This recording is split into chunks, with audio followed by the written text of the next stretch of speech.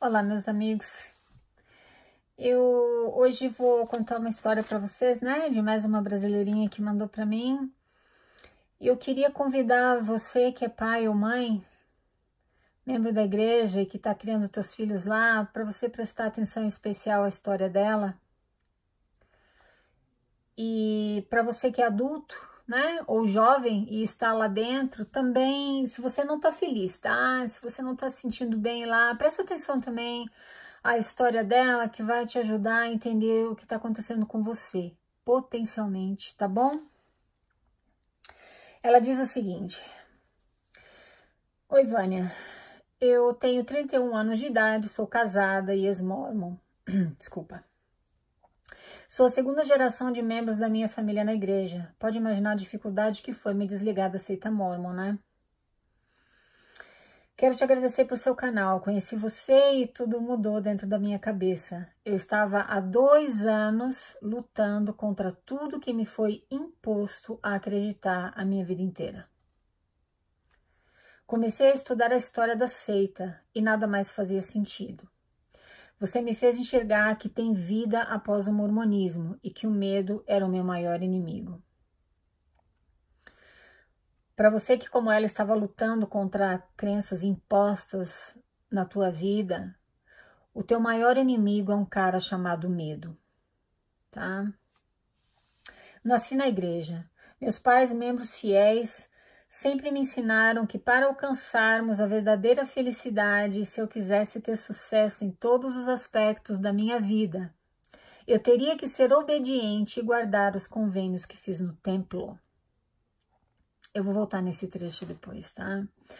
Em 2011, meu noivo estava servindo missão, e então eu decidi servir também. Mandei meu chamado, e em julho de 2011 eu estava no CTM.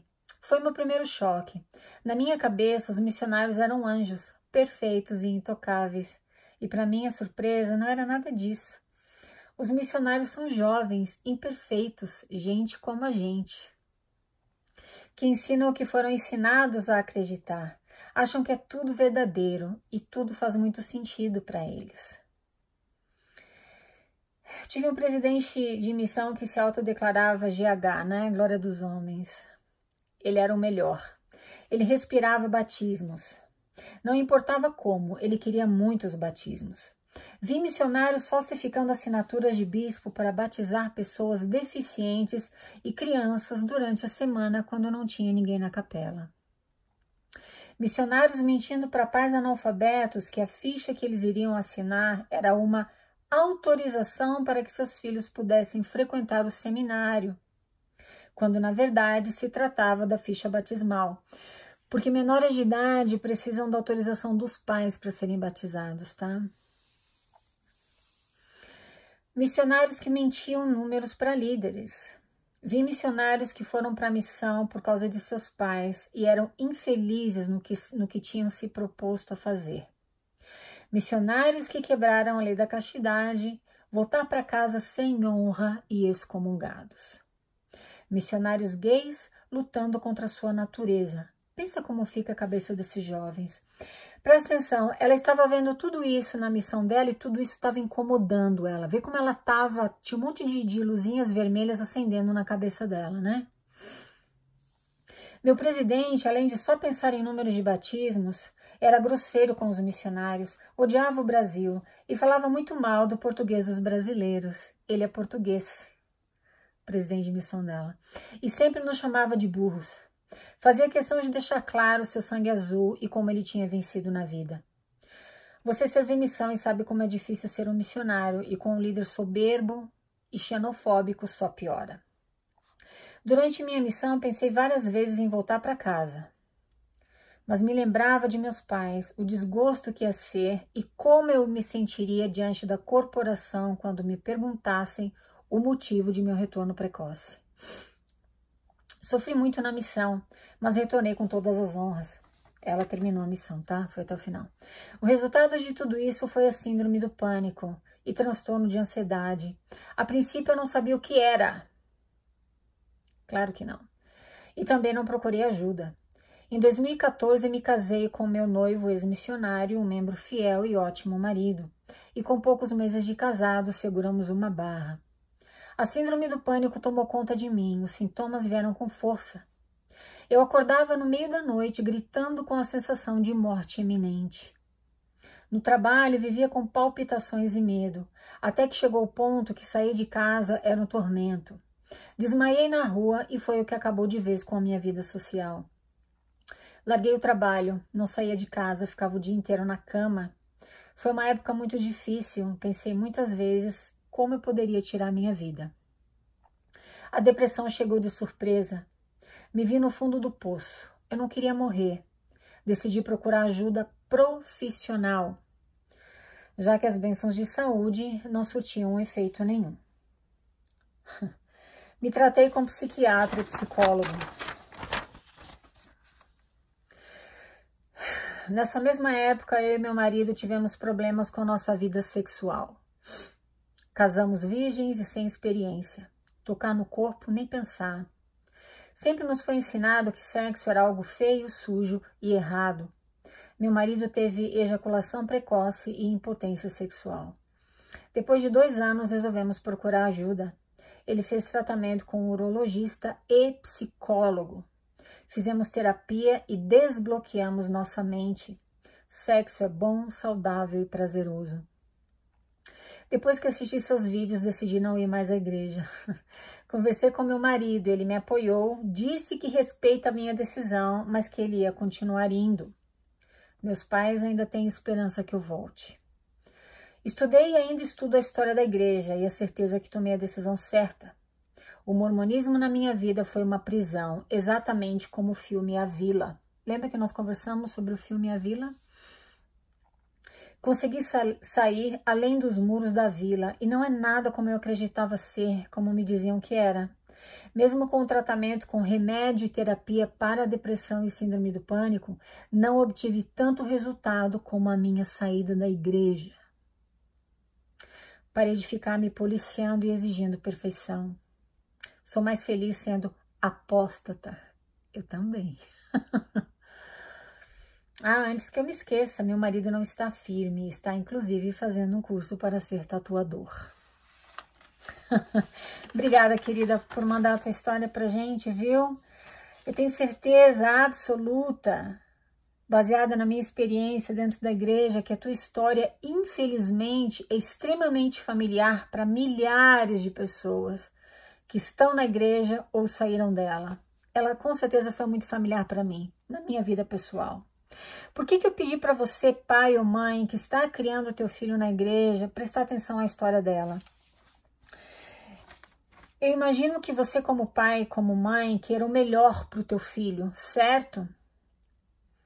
Você leva para a igreja e você ensina do jeito que eles entregam para você, do jeito que eles te dizem do jeito que eles te impõem para você ensinar, caso você queira ter uma família abençoada e filhos saudáveis e felizes, né? Longe das drogas, longe de gravidez na adolescência, todas essas coisas que existem sim no mundo e que eu como mãe, você como pai ou mãe, morre de medo que atinjam teus filhos.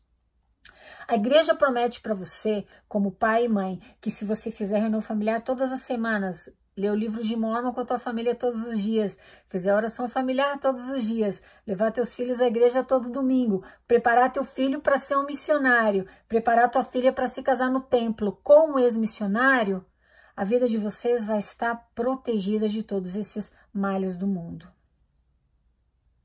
O problema é que as pessoas que te ensinam isso, elas sabem muito bem que a igreja não nasceu de revelações divinas, tá? Elas sabem muito bem disso. Portanto, como são promessas de homens e não de Deus, nem sempre isso vai funcionar. Aí você pode falar, não, na minha família funciona. Tudo bem, eu não estou dizendo que nenhuma família funciona, mas em inúmeras famílias isso não funciona. O problema é o seguinte, você como pai ou mãe, eu vou te dar uma pista baseada nos erros que eu cometi com os meus filhos, tá? Que hoje tem 22 anos e quase 19. Quando você está ensinando para o teu filho, você sempre vai ter boa intenção, né? Quando você está ensinando para o teu filho religião, na tua cabeça é religião. Porém, os sentimentos do teu filho ou filha são irrelevantes, ou seja, não importa. Eles não querem ir para a missão. Eles não têm um testemunho. Eles não gostam de ir para a igreja. Se tudo isso para você é irrelevante, você não está ensinando religião. Você está ensinando fanatismo. Você está desrespeitando o livre-arbítrio deles, que a igreja tanto ensina, mas não aplica, porque não respeita o livre-arbítrio dos próprios membros.